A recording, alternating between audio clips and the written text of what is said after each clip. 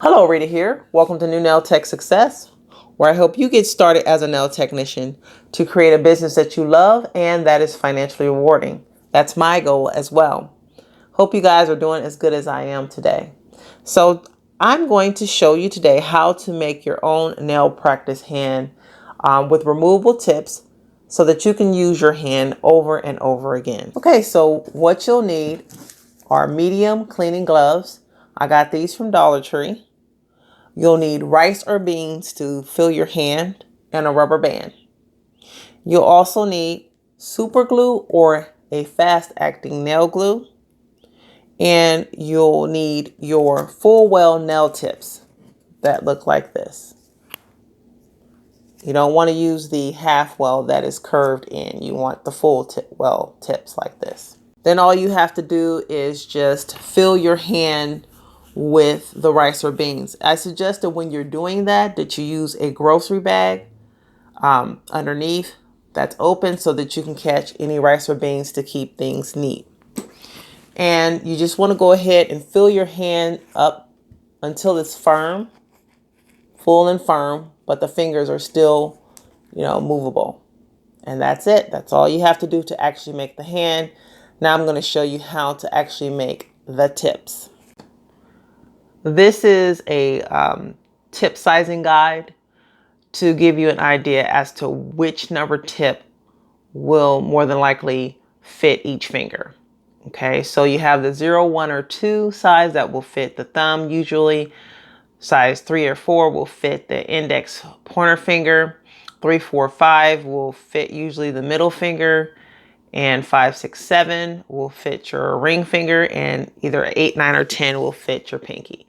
So when you're making your hand, you can use whatever you want as far as any of these numbers for each finger. So I'm going to go ahead and demonstrate using the index finger, and I'm going to actually use a size 3. So what you want to do, I would suggest that you get all your tips out at one time that you're going to use so that you can have them handy. I would also check my glue to make sure that it's working, that it's fluid. Mine is. And then I will go ahead and place my tip on the actual finger before I glued it. So you want to go down just approximately to where, it matches up with your actual nail that you can put side by side like that. So that looks good. And you want to go ahead and place the glue kind of in the middle of where you ended at. So I'm going to put mine right here, a nice size amount, take my tip and then just slide it into place over and then hold it.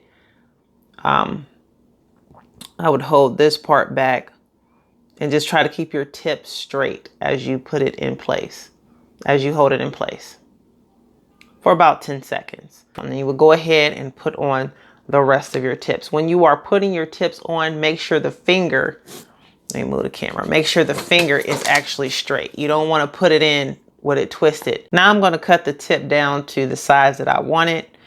I'm going to suggest that you cut it to a medium length, okay, to about there. And the reason why I say that is you'll see in a minute. And then you're going to go ahead and cut it at an angle like that till it's like that. And then you want to go ahead and get the tip that is the next bigger size. So in this case, I used a 4. So a 4 tip is what I used. So the next bigger tip would be 3, which is what I have. And you want to go ahead and just make sure that it goes right over the tip. Okay, so once you have all the tips on and they're all cut, these are going to act as though, again, they're your nail plates. You'll never do any type of practicing on the bottom tip. All your practicing will be done on your top tip, which will be called the replacement tip, which is the bigger tip I just showed you that will go on top. And the way they're going to stay on top is by using these adhesive tabs. And all links will be in the description box. It comes in about 100 and it comes in sheets like this. These are used to actually keep press-ons on the nail. So we're going to use them to keep our replacement tip on our practice hand. And so what you have to do is basically just size it. Just go by what you think will be best to actually use. Now, it doesn't matter if it doesn't go all the way to the side with the tip, because we actually don't want it to, because we're going to remove these when we're done. So you don't need a full coverage of the adhesive on the nail. So I'm going to go ahead and just go with this one. Okay.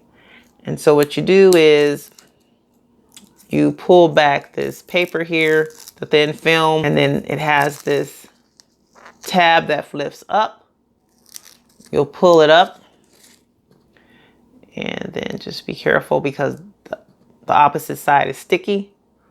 You're going to go ahead and just place it in the middle of the nail. It doesn't matter because it will let you just remove it if you stick it in the wrong place. And you see those guides? I don't know if you can see them, but there's guides there. And you just stick them down like this with your thumb or whatever finger. And then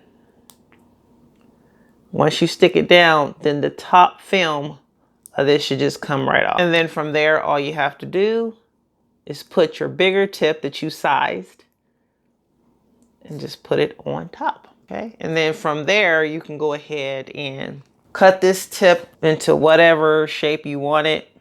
And then go ahead and shape it with your file to further refine it. There you go.